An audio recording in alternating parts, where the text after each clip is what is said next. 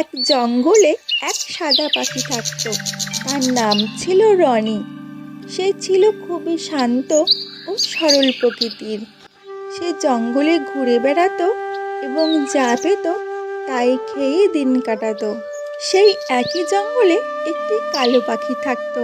তার নাম ছিল রূপা। সবাই রূপার গায়ের কালো রং দেখে তার থেকে এড়িয়ে চলতো, তাই রূপা একাই থাকতো। একদিন রনি দেখলো রূপা জঙ্গলে বসে একা একা কাঁদছে।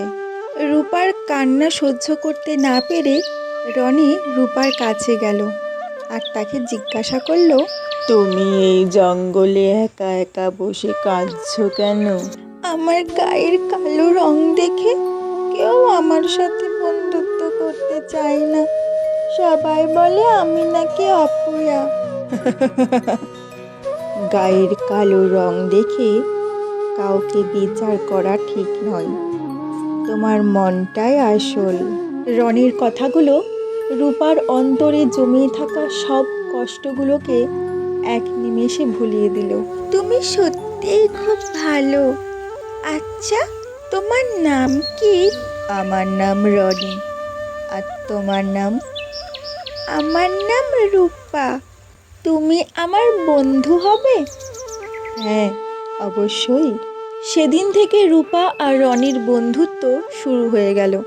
তারা একসঙ্গে আকাশে উড়ে বেড়াতো, জঙ্গলে খাবার খুঁজতো, একসাথে বসে অনেকক্ষণ গল্প করত।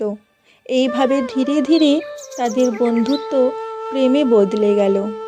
রূপা আর রনির বন্ধুত্ব দেখে জঙ্গলের সব পাখিরা তাদের নিয়ে হাসাহাসি করত। আরে দেখো দেখো, সাদা আর কালো একসাথে বসে আছে। এরা আবার নাকি শুনছি প্রেম করছে। আচ্ছা, এদের ছানা হলে কেমন হবে বলো তো? সাদা কালো।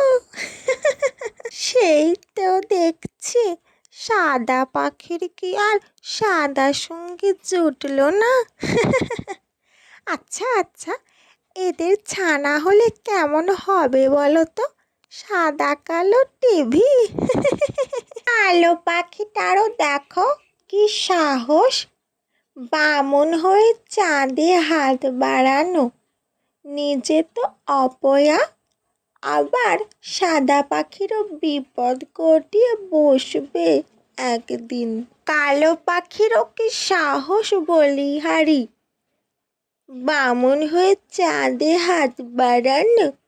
নিজে তো অপয়া, আবার সাদা পাখিরও একদিন বিপদ ঘটিয়ে বসবে।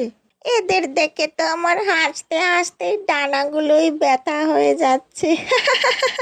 জঙ্গলের পাখিদের ওইসব কথা শুনে রূপার মনে কষ্ট হলেও রনির ভালোবাসার ছোঁয়ায় রূপার মনের সব কষ্ট দূর হয়ে যেত।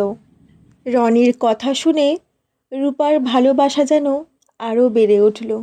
কিছুদিন পরে ওই জঙ্গলে এক ভয়ানক ঝড় হলো। ঝড়ে রনি গাছ থেকে পড়ে আহত হলো। রূপা নিজের প্রাণের কথা না ভেবে রনিকে বাঁচানোর জন্য তার কাছে ছুটে গেল। রূপা, তুমি নিজেকে রক্ষা করো, এখান থেকে চলে যাও। তুমি আমার কথা ভেবো না, তুমি নিজেকে বাঁচাও। তুমি নিজে বাঁচলে আমি বাঁচবো। না রনি না, আমি তোমাকে ছেড়ে কোথাও যাব না। তুমি না থাকলে যে তোমার রূপাও থাকবে না।